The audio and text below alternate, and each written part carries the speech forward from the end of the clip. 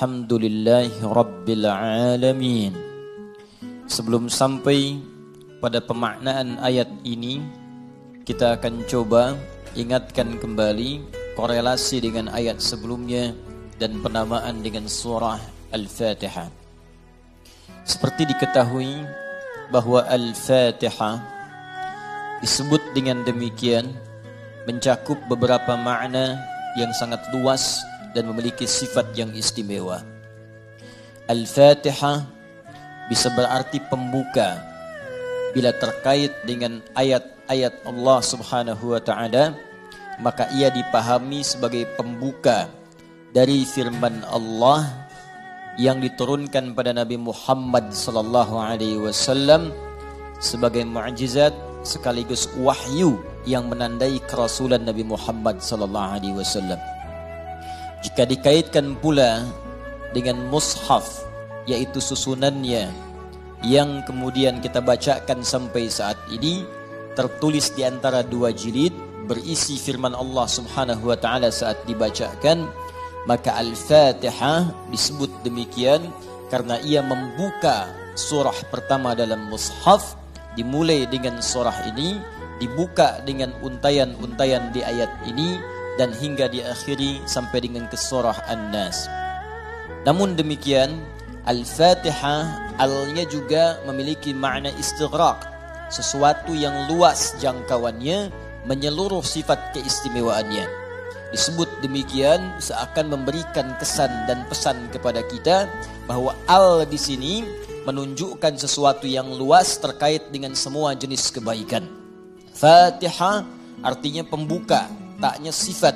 Jadi kalau ingin dibukakan sifat-sifat kebaikan kepada kita di semua aspek kehidupan, baik dalam fisik kita yang sehat, baik dalam rizki kita, baik dalam kemuliaan hidup kita, baik dalam segala aktivitas yang kita lalui dari ujung kepala sampai ujung kaki, maka pelajarilah seluruh isi Al-Fatihah ini. Maka Anda akan mendapatkan bimbingan dan mendapatkan kemuliaan dari Allah Subhanahu wa taala yang akan membuka semua sifat-sifat kebaikan dalam hidup kita. Karena itulah surah Al-Fatihah juga disebut dengan surah Asy-Syafi yang memberikan nilai-nilai kemuliaan, kebaikan, pembuka pintu kesehatan bagi orang-orang yang diuji dengan penyakit. Asy-Syafi, Al-Kafi, sesuatu yang dicukupkan dengannya, yang menjangkau semua hal kebutuhan yang kita perlukan dalam kehidupan di dunia. Jadi kalau kita amalkan isinya, semua hal yang baik-baik dalam kehidupan kita di dunia sampai ke akhirat akan dibukakan oleh Allah Subhanahu wa taala. Apa yang Anda butuhkan? Apa yang Anda perlukan? Apakah kemudahan dalam beraktivitas? Apakah kemudahan dalam rizki? Amalkan isinya, maka kita akan dimudahkan dan diistimewakan oleh Allah Subhanahu wa taala. Demikian dengan nama-nama yang lainnya sampai diberikan nama 14 kurang lebih untuk menunjukkan luasnya jangkauan kemuliaan dan sifat-sifat kebaikan yang dimiliki oleh surah ini. Lalu pertanyaannya, bagaimana kemudian mendapatkan hal yang dimaksudkan tadi?